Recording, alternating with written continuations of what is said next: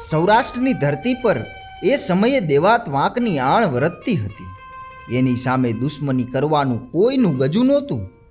દેવાત વાંક જેનો દુશ્મન થાય એના ગામડા ટીંબો બની જતા. એટલે જ અન્ય કાઠીઓ દેવાત વાંકને રાજી રાખવાનો એક પણ મોકો છોડતા નહીં. ચલાળા ગામના ચોરે મળેલા કાઠી ડાયરામાં પણ કાઠીઓ દેવાતને ખુશ કરવા વિવિધ ભેટ ધરીને એની ખુશામત કરતા હતા. પણ લાખા પાદરના ધણી લાખાવાળાને આ વાત ગમતી નથી. એ ભર ડાયરામાં દેવાતને સમજાવે છે કે કાઠીના દીકરા તો બધાય હરખા, કોઈ રાજા નહીં, કોઈ રંક નહીં. પણ અભિમાનમાં ચૂર દેવાત વાંક આ વાતને પોતાનું અપમાન ગણીને ભર ડાયરામાં લાખા પાદર ભાંગવાની ટેક લે છે.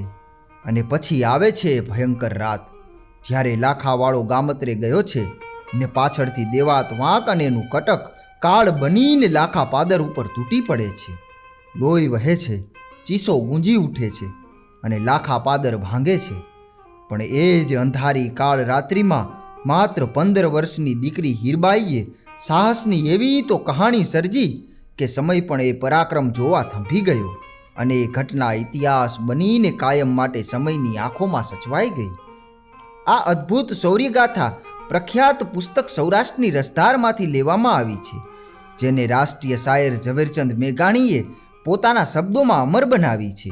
તો ચાલો શરૂ કરીએ હીરબાઈ, લાખાવાળો અને દેવાત વાંકની આ રોમાંચક ગાથા દીકરો.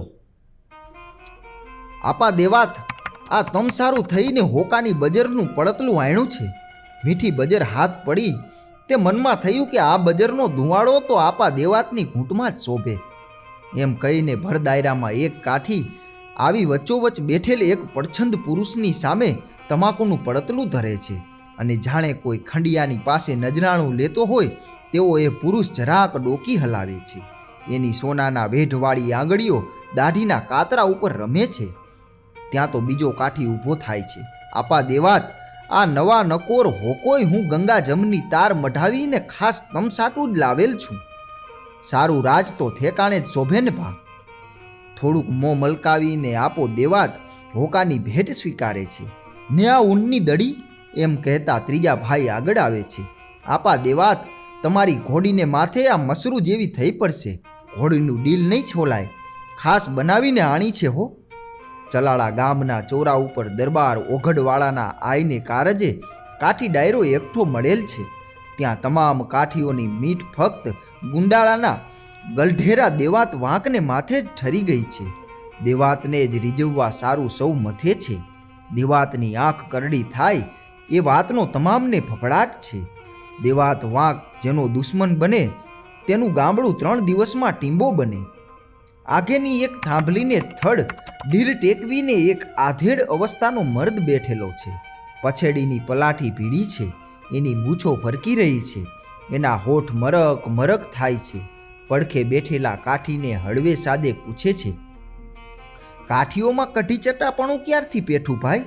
જેની આટલી બધી ભાટાઈ કરવી પડે છે એવો માંધાતા કોણ છે એ દેવાત વાંક? ચૂપ ભાઈ ચૂપ. આપા લાખા, તું હજી છોકરું છો. તારું લાખા પાદર હજી દેવાતના ઘોડાના ડાબલા હેઠ પડ્યું નથી લાગતું. નીકર તું એ આપા દેવાતને તારી તળીની કેરીયું દેવા દોડ્યો જાત. હું મારા આંબાની કેરીયું હું દેવાતને ડરથી દેવા જાઉં? ના ના, એથી તો ભલું કે સુડા પોપટ ને કાગડા મારા ફળને ઠોલે. કાઠીના દીકરા તો સૌ સરખા, કોણ રાંક ને કોણ રાણા. આવી રજવાડી ભાટાઈ મારાથી તો ખમાતી નથી. બોલનાર પુરુષનો અવાજ ઊંચો થયો. એના બોલ ડાયરાને કાને પડ્યા અને વચ્ચોવચ્ચ બેઠેલ વિકરાળ કાઠી દેવાત વાંકનું કાંધ એ વાતો કરનાર તરફ કરડું થયું. ધગેલ ત્રાંબા જેવી રાતી આંખ ઠેરવીને એણે પૂછ્યું, એ કોણ મૂછાળો ચાંદા કરે છે ત્યાં બેઠો બેઠો? ઉઘાડું બોલો ને બાપા. આપા દેવાત વાંક, આદમીએ થડક્યા વિના જવાબ દીધો, એ તો હું લાખો વાળો છું ને ભણું છું કે કાઠીના દીકરા તો સૌ સરખા. છતાં કાઠી ઉઠીને રજવાડી ભાટાઈ કરવા બેસી જાય એથી તો આપા દેવાતને પણ દુઃખ થવું જોવે, હરખાવું ન જોવે. આપા લાખાવાળા, તયે તો હવે લાખા પાદર ફરતા ગઢ બંધાવજે ભા. તું તારે ચડી આવજે આપા દેવાત. હું નાની ગામડીનો ધણી ગઢ તો શું ચડાવું, પણ પાણીનો કળશિયો ભરીને ઊભો રહીશ. આપા દેવાતને શોભતી મહેમાન ગતિ કરીશ. લે ત્યારે લાખાવાળા, એમ બોલીને દેવાત વાંકે પોતાની આંજળીમાં કસુંબો લીધો હતો તે ધરતી ઉપર ઢોળી નાખ્યો ને કહ્યું, લાખા પાદરને માથે જો હું મીઠાના હળ હાંકું તો ગુંદાળાનો દેવાત વાંક જાણજે નીકર. હા હા હા, ગજબ કરો માં ભા, એમ કરતો આખો ડાયરો આડો પડ્યો. ઘરડિયા કાઠીઓએ દેવાતના પગ જાલીને કહ્યું, આપા, લાખો વાળો તો બાળક છે, એને બોયલાનું ભાન નથી, તમારે સમદર પેટ રાખવું જોવે. ના ના આપા દેવાત, મારું નોતરું અફજ જાણજે હોકે, એમ કહીને લાખો વાળો તલવાર ફાલો લઈને ઉઠી ગયો. કોડીએ પલાણીને નીકળ્યો, કહેતો ગયો, કાઠી તો હંધાય હમવડિયા, કાઠીમાં ઊંચ નીચ ન હોય, પણ તમે સૌએ બીને દેવાત જેવા એક મોટા લૂંટારાની ખુશામત માંડી છે. મારે તો દેવાતને કે દલ્લીના ધણીને નજરાણા દેવાનો મોખ નથી. બાંધેની તલવાર અને ગાવાળે અરજણ, એમાં ભેદભાવ ન હોય. એટલા વેણ સાંભળાવીને લાખા પાદરનો ધણી રોજડી ઘોડી હાકી ગયો. ચલાળા ગામથી 4 ગાઉ ઉપર બરાબર ગીરને કાંઠે સેલ નામની એક નદી ચાલી જાય છે. કાળા પથ્થરોની એની ભેકાર ઊંચી ભેખડો વચ્ચે ધીરા ધીરા ગરજતા એના પાણી વહ્યા જાય છે. જાણે કોઈ ભૂતાવળના છોકરા માને ધાવતા ધાવતા હોકારો કરી રહ્યા છે. એ વિકરાળ નદીને કાંઠે પંખીના માળા જેવડું નાનું લાખાપાદર ગામડું છે. લાખાપાદરની ચોપાસ નદીઓ જ ચાલી જાય છે. ચોમાસામાં તો જાણે પાતાળ લોકની નાગકન્યાઓ પૃથ્વી ઉપર નાચ કરવા નીકળી પડી હોય તેમ અનેક ઝરણા ફૂટી નીકળે છે. સતયુગના ઋષિ જેવા એક જૂના વડલાની છાયડી નીચે પથ્થરની ભેખડમાંથી પાણીનો મોટો ધોધ પડે છે. એ ધોધની આસપાસ લોકોએ ગૌમુખી બાંધીને ગૌમુખી ગંગા સ્થાપ્યા છે. પડખે જ શંકર બેઠા છે. ત્યાં કુદરતે એક સામટી ગુલાબી કરેણ ઉગાડી છે. આંબાની ઘટા જામી છે. નીચે ગૌમુખીને ઝીલનારો કુદરત માતાએ જાણે માપી કંડારેલો નિર્મળ કુંડ આવેલો છે. નીચાણમાં ઊંડો થરો છે. વડલા ઉપર મોરલા ટહુકે છે. ગૌમુખીના નીર ખડખડે છે. કુંડમાં નાની માછલીઓ તગતગે છે ને ગુનામાં મગરો સેલે છે. કુદરતના રૂપમાં કોમળ અને વિકરાળ બે રેખા કેવી ઝૂકતીથી આંકેલી છે. એવે સ્થળે જન્મનારા માનવી પણ એક વખત એવા જ કોમળ અને વિકરાળ હતા. સુરવીર ને પ્રેમી હતા. એ ગામના તોરણ બાંધનારો જ આ લાખોવાળો ધાનાણી શાખનો એ કાઠી હતો. લાખા પાદર આવીને એણે ભાઈઓને ખબર દીધા કે પોતે દેવાત વાંકનું ભયંકર વેર વહોરેલ છે. સાંભળીને ભાઈઓ પણ થથર્યા. તે દિવસથી લાખોવાળો પરગામ જઈને રાત નથી રોકાતો.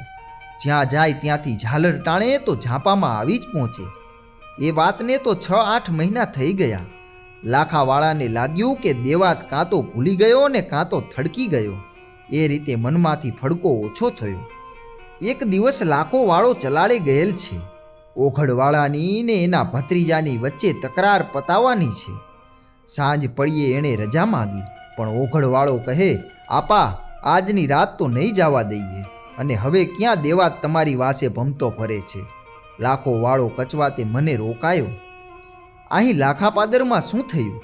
સાંજ પડી અને વાવડ મળ્યા કે દેવાત કટક લઈને આવે છે. ગામનો ઝાપો બંધ કરી આડા ગાડા ગોઠવી લોકો હથિયાર લઈ ઊભા રહ્યા, પણ પોતાના મોવડી વિના લોકોની છાતી ભાંગી ગઈ. ઉલટાના લોકો તો આવું વેર હાથે કરીને વહોરી આવનાર લાખાવાળા ઉપર દાજે બળી ગયા. દેવાતનું કટક પડ્યું. ઝાપા ઉપર લાખાપાદરના કંઈક જુવાન કામ આવ્યા. ઝાપો તૂટ્યો. કટક ગામમાં પેસીને વસ્તીને ધમરોળવા લાગ્યું. નક્કી કર્યું હતું કે લૂંટ કરીને સૌએ પરબારા ગામને સીમાડે કોઈ ઝાડ નીચે મળવું. તે પ્રમાણે સૌ ચાલવા માંડ્યા. ગામમાં મસાણ જેવી શાંતિ છવાઈ ગઈ. દેવાત સમજતો હતો કે લાખો ઘરમાં સંતાઈ રહ્યો છે. એ લાખાવાળાની ફળીમાં જઈને હાકલ કરવા માંડ્યો, કાઠી, બારો નીકળ બારો. તેદી તું કેમ મોઢે બકી ગયો હતો? ઓરડામાં ઊભી ઊભી લાખાવાળાની સ્ત્રી થરથરતી હતી. એણે જવાબ દીધો, આપા દેવાત, કાઠી ઘરે હોત તો સેલને સામે કાંઠે તને લેવા આવત, સંતાત નહીં. ઊંચી ઊંચી ઓસરીની એક થાંભલીને ટેકો દઈને લાખાવાળાની દીકરી હીરબાઈ ઊભી હતી. 15 વર્ષની ઉંમર થઈ હશે. દેવાતના પડકારા લોહી તરબોળ ભાલો કે લાલઘુમ આંખો એ છોકરીને મન જાણે કાંઈક જોવા જેવું લાગતું હતું. બીવા જેવું નહીં. એ શાંત ઊભી હતી. અંધારી રાત્રે જોગમાયા જેવી લાગતી હતી.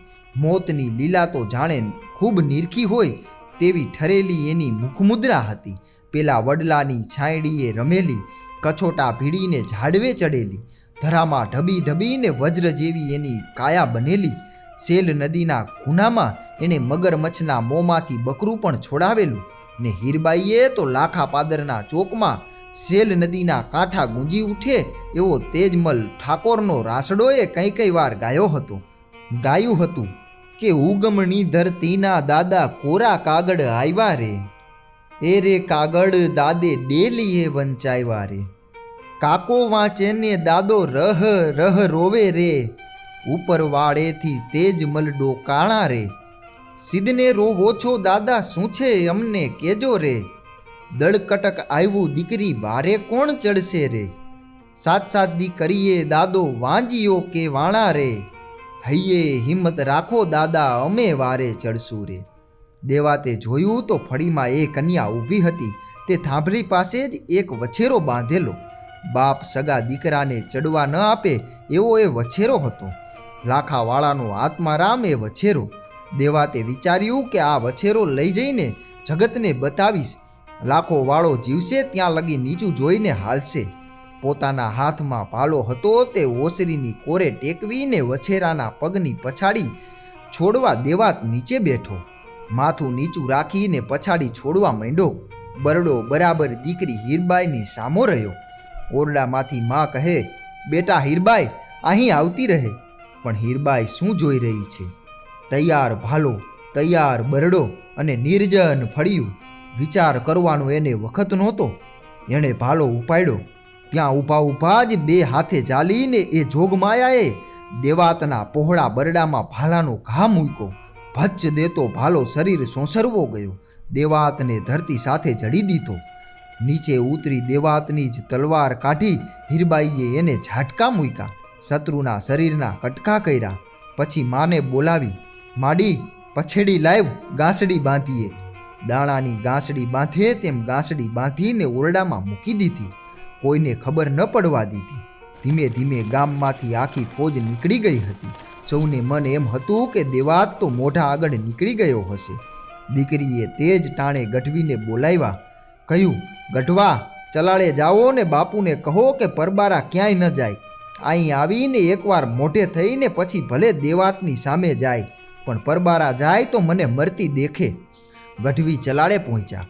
દરબારે વાત સાંભળી કે દેવાતે ગામ ભાંગ્યું. લાખાવાળાને માથે જાણે સાતેય આકાશ તૂટી પડ્યા. હવે હું શું મોઢું લઈ લાખા પાદર આવું? પરબારું શત્રુઓને હાથે જ મરીશ. પણ એકની એક દીકરીના સમ? ડાહી દીકરી સારું બોલાવતી હશે. મારા સંતાનને મારું મોઢું કાળું કરવાની કુમતી સૂજે શું? કારણ કંઈક હશે. જાઉં તો ખરો. દરબાર ઘેર પહોંચ્યા. ત્યાં ધીરેક રહીને દીકરીએ કહ્યું, બાપુ તમારે જાવું હોય તો ભલે, પણ કટક કોરું નથી ગયું. એક જણને તો મેં અહીં રાખ્યો છે. એમ કહીને ઓરડામાં લઈ જઈને ગાંસડી છોડી બતાવી. લાખાવાળાએ મોઢું ઓળખ્યું. એ તો દેવાત વાંક પોતે જ. દરબારનું હૈયું હરખથી અને ગર્વથી ફાટવા લાગ્યું. એણે દીકરીને માથે હાથ મૂક્યો. બેટા, દુનિયા કહેતી હતી કે લાખાવાળાને દીકરી છે, પણ ના મારે તો દીકરો છે. અને મૂર્ખા દેવાત, વછેરાની પછાડી કાઢવા તું સીધ નીચે બેઠો. ઊભા તલવારથી કાપતા ન આવડ્યું? પણ તારા અભિમાન ક્યાં ઓછા હતા?